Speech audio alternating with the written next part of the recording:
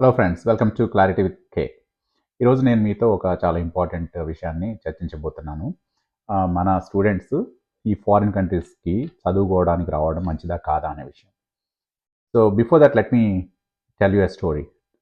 Story of 2 students. Actually ఇది story కాదు, నిజం యాక్చువల్‌గా. Both of them, I know both of them. ఇద్దరు ఒకేసారి ఎంఎస్ చదవడానికి వచ్చారు. ఒక ఒక స్టూడెంట్ ఏమో మ్యాడిసన్‌లో ఎంఎస్ చేశాడు. వాడికి పూర్తిగా వాళ్ళ పేరెంట్సే ఫీజెస్ మొత్తం పే చేశారు. So no loan, nothing. అందువల్ల వాడు వచ్చిన దగ్గర నుంచి, plus he is also talented kid. So వచ్చిన దగ్గర నుంచి వాడు స్టడీస్ మీదే ఫోకస్ చేశాడు. యూనివర్సిటీలో ఉన్న రిసోర్స్ ఉపయోగించుకున్నాడు, ప్రొఫెసర్స్ తోటి నెట్వర్క్ బిల్డ్ చేసుకున్నాడు, సీనియర్స్ తోటి పెంచుకున్నాడు, క్లాస్మేట్స్ తోటి నెట్వర్క్ బిల్డ్ చేసుకున్నాడు. అండ్ దెన్ ఇంటర్న్షిప్ ఆపర్చునిటీస్ ఎక్కడున్నాయా అనేది కంటిన్యూస్గా సర్చ్ చేసుకున్నాడు. సో ఫస్ట్ ఇయర్ అయిపోయేసరికి సమ్మర్లో ఇంటర్లో ఇంటర్న్షిప్ సంపాదించుకున్నాడు. ఆ తర్వాత 1.5 ఇయర్లో ఎంఎస్ పూర్తి చేశాడు. పూర్తి చేసినప్పుడు కూడా క్లియర్గా నాతో ఒకటి చెప్పాడు. I will try for 4 months. If I get a job here fine, otherwise I will go back to India అని చెప్పేసి.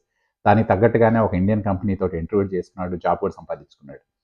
బట్ వాడు ఇక్కడ ఈ 1.5 ఇయర్లో వాడు ఎంతో కష్టపడ్డాడు కదా చదువుకోవడానికి, నెట్వర్క్ కూడా బిల్డ్ చేసుకున్నాడు కదా. ఆ నెట్వర్క్స్ ద్వారా, ప్రొఫెసర్స్ కాంటాక్ట్స్ ద్వారా ఈ గాట్ 4 ఇంటర్వ్యూస్.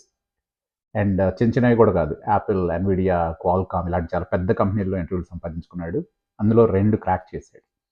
సో 2 సంవత్సరాలు అయిపోయి 1.5 ఇయర్ అయిపోయేసరికి వాడి కెరియర్నే సంపాదించుకున్నాడు పూర్తిగా. వచ్చిన పర్పస్ స్టడీస్, దాని మీద ఫోకస్ చేశాడు, అన్ని రిసోర్స్ యూజ్ చేసుకున్నాడు, మంచి కెరియర్ బిల్డ్ చేసుకున్నాడు.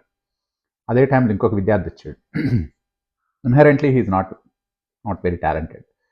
సో పేరెంట్స్ 40 లక్షలు లోన్ తీసుకుని పంపారు. వచ్చిన దగ్గర నుంచి వాడు ఒకటే పని, పార్ట్ టైం జాబులు చేయటం. 12 నుంచి 13 గంటలు పని చేసేవాడు. యాక్చువల్గా you are not suppose to work those many hours, but he did it. So దానివల్ల 12 నుంచి 13 గంటలు నువ్వు పార్ట్ టైం జాబులు చేస్తూ ఉంటే స్టడీస్ ఎక్కడ చదువుతావు? సో అందువల్ల యూనివర్సిటీలో ఉన్న రిసోర్స్ ఏది ఉపయోగించుకోలేకపోయాడు, నెట్వర్క్ బిల్డ్ చేసుకోలేకపోయాడు, ఇంటర్న్షిప్ సంపాదించుకోలేకపోయాడు. 2 years కాలం ఎంత ఫాస్ట్గా గడిచిపోతుందో మీకు తెలుసు కదా. 2 years అయిపోయింది. Is out of the college. Yes, చేతిలో కొంచెం డబ్బులు ఉన్నాయి, బట్ కెరియర్ లేదు. He still struggling. Is not able to get any interviews. ఏదన్నా ఎక్కడో ఒక చోట వచ్చినా కూడా దాన్ని క్రాక్ చేయలేడు, because he did not build the knowledge.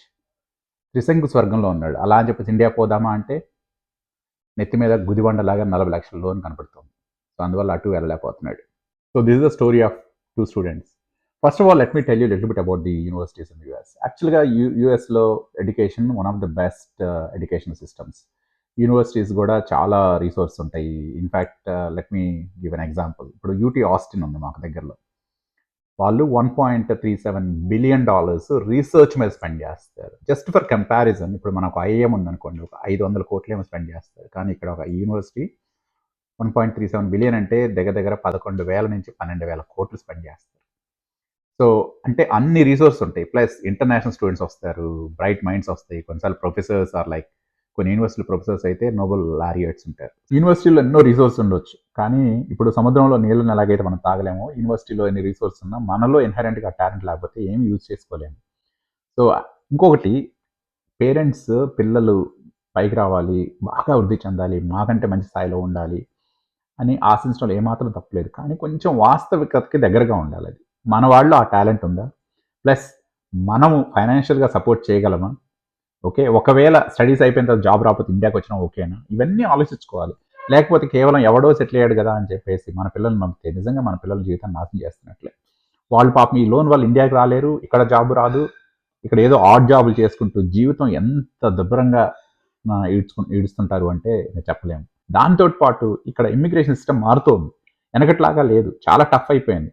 ఎక్కడికి పోతే ఏదో కన్సల్టింగ్ కంపెనీ వాడి దగ్గర పోతే రెజ్యూమేలు ఎలాగో ఒక దాన్ని రెజ్యూమేని క్రియేట్ చేసేసి ఎలాగో ఒకలాగా ప్రాక్సీ ఇంటర్వ్యూలతోటి చేస్తారు, జాబ్ సంపాదించుకుంటారు. ఆ కాలం మారిపోయింది, చాలా మారుతుంది. అందువల్ల పేరెంట్స్ పంపండి. నిజంగానే మన వాళ్ళలో కనుక విపరీతమైన టాలెంట్ ఉందనుకోండి, అప్పుడు మీ దగ్గర డబ్బులు లేకపోయినా చాలా యూనివర్సిటీస్ స్కాలర్షిప్స్ ఇస్తాయి, అప్పుడు పంపండి. ఒకవేళ మీ దగ్గర విపరీతంగా డబ్బులు ఉన్నాయనుకోండి, పంపండి. ఎందుకంటే అవసరమైతే ఇండియాకి కూడా వచ్చేయచ్చు. బట్ అటు ఇటు కాకుండా ఉంటారు చూడండి, మన వాడి దగ్గర టాలెంట్ లేదు, ప్లస్ మనం కూడా ఫైనాన్షియల్గా స్టేబుల్గా లేమనుకోండి, అప్పుడు యూఎస్ పంపించేస్తే మా వాడు ఎట్టో కూడా సెటిల్ అయిపోతాడు, మేము కూడా ఆర్థికంగా స్థిరపడతాము అనే కేవలం ఆశతో మాత్రం పంపకండి. దానివల్ల మనం మన పిల్లల కెరీర్ని నాశనం చేస్తున్నట్లే. ఇకపోతే స్టూడెంట్స్ కూడా మీకు నిజంగానే టాలెంట్ ఉందా, నేర్చుకోవాలని జిజ్ఞాస ఉందా, ఆ తర్వాత నెట్వర్క్ చేసుకునే కెపాసిటీ ఉందా, ప్రొయాక్టివ్నెస్ ఉందా, కంటిన్యూస్గా మార్కెట్లో ఏం జరుగుతుంది, ఎక్కడ జాబులు ఉన్నాయని సర్చ్ చేసుకోగల కెపాసిటీ, అవన్నీ చూసుకొని ఇక్కడ రండి. కేవలము ఎవడో మీ ఫ్రెండ్ సెటిల్ అయిపోయాడని చెప్పేసి మేము కూడా సెటిల్ అయిపోవచ్చు అనే వాస్తవిక దూరంగా ఉండే ఆలోచనతో మాత్రం రాబాకండి ప్లీజ్. ఓకే, దానివల్ల మీ కెరియర్ని నాశనం చేసుకుంటారు. Later you cannot even go back, you cannot stay here and you will never be able to settle down in life.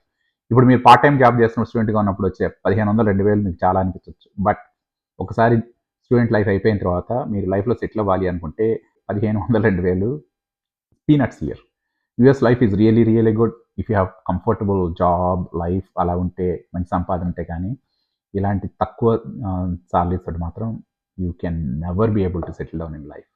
ఫైనల్గా నేను ఏం చెప్తున్నానంటే, ఇంత ఇమిగ్రేషన్ సిస్టమ్ ఎంత మారుతూ ఉన్నా కూడా స్టూడెంట్ కనుక టాలెంటెడ్ అయితే కనుక వాడికి నిజంగానే నాలెడ్జ్ సంపాదించుకుంటే definitely he will get a job. నీకు ఇమ్మిగ్రేషన్ ఎలా మారినా, ప్రపంచం ఏదో ఇమ్మిగ్రేషన్ మారుతుంది కదా అని చెప్పి అసలు ఒక్క స్టూడెంట్ కూడా రావద్దని నేనేం చెప్పట్లేదు. నిజంగానే మీ దగ్గర ఫైనాన్షియల్గా మీరు బాగానే ఉండేసి మనలో కనుక టాలెంట్ ఉంటే రండి, నేర్చుకోండి, మంచి కెరీర్ బిల్డ్ చేసుకోవచ్చు. బట్ మనలో కనుక ఇన్హరెంట్గా ఆ టాలెంట్ లేకపోతే, అయినా కూడా మనకు ఇన్హరెంట్గా టాలెంట్ ఉండదు, ప్లస్ ఫైనాన్షియల్ స్టెబిలిటీ ఉండదు, అయినా కూడా ఏదో ఒక రకంగా సెటిల్ అవుతాంలే అనే ఆశతో మాత్రం దయచేసి రాబాకండి. మీకు ఒక చైనీస్ బ్యాంబూ ట్రీ గురించి చెప్తాను. 4 సంవత్సరాలు మీరు 4 సంవత్సరాలు వాటర్ పోస్తూనే ఉంటారు, కనీసం బయటకి ఏమి కనపడదు. 5th ఇయర్లో ఒక్కసారిగా 80 to 90 feet పెరుగుతుంటుంది. సో స్టూడెంట్స్ లైఫ్ కూడా అంతే. మీరున్న 2 సంవత్సరాలు మెదడుకి మేత వేయండి, నేర్చుకోండి. అప్పుడు మీ career takes off after 2 years. అంతేగాని మీరు మెదడుకి మేత వేయకుండా ఏదో ఈ పార్ట్ టైం జాబ్లను చేసుకుంటూ 1500 2000 వచ్చేసి 2000 రాగానే వాటితో సాటిస్ఫై అవుతూ కాలేజ్ నుంచి బయటకు వచ్చారనుకోండి, నేను మీ కెరీర్ మొత్తం నాశనం అయిపోతుంది.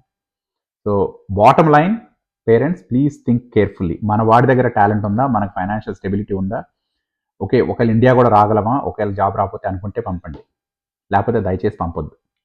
అప్పుడు మీరు లోను కట్టుకోలేరు, పిల్లవాడి జీవితం నాశనం అయిపోయింది. Thank you.